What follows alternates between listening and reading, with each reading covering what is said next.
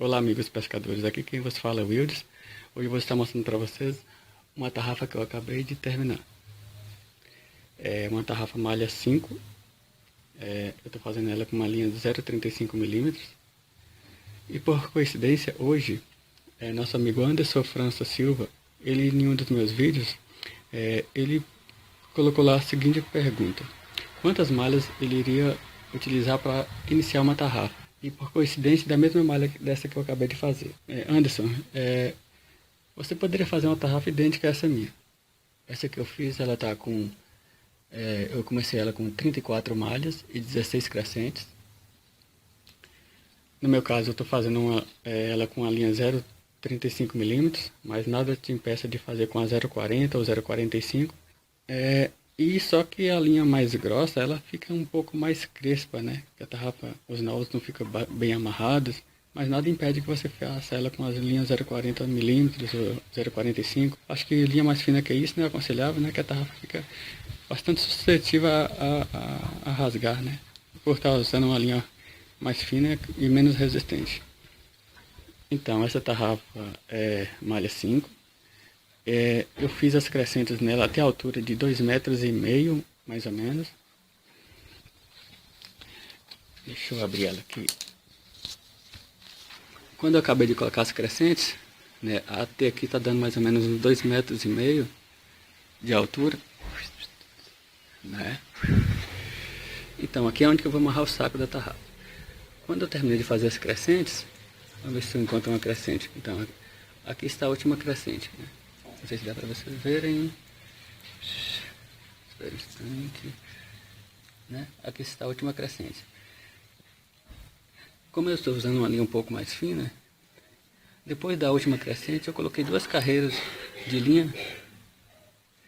Eu coloquei duas carreiras de linha dobrada. Não sei se dá para vocês verem. Os nós às vezes não ficou bem amarrado, mas é só para ter um pouquinho mais de resistência quando eu for amarrar o saco, né? Que aí no caso eu vou amarrar o saco aqui e vocês podem observar que tem duas linhas dentro das malhas, para quando for puxar aqui ficar mais resistente, né? Por eu estar usando uma linha mais fina e não quebrar e não estourar os pontos aqui. Quando eu estiver puxando o saco, você chegar a enganchar. O pano morto que eu fiz essa tarrafa, ela está mais ou menos com uns 65 centímetros, né? Vocês podem observar, isso aqui é todo pano morto. Ela já está no ponto de eu amarrar a chumbada. Logo eu vou terminar ela. E outra coisa diferencial nessa tarrafa, aqui está, é que eu fiz ela desde o início, ela com espiral. Lá no início, lá no olho da tarrafa, eu amarrei as 34 malhas e coloquei as crescentes. Depois eu juntei os dois lados, né? E comecei tecendo ela com uma espiral. Aqui está terminando a linha. Inclusive a agulha está até aí ainda. A única diferença é que quando chega no final, por ser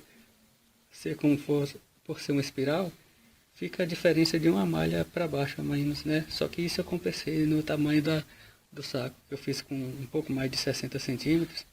E depois que eu amarrar, colocar o cordão com a chumbada aqui, isso não vai fazer diferença.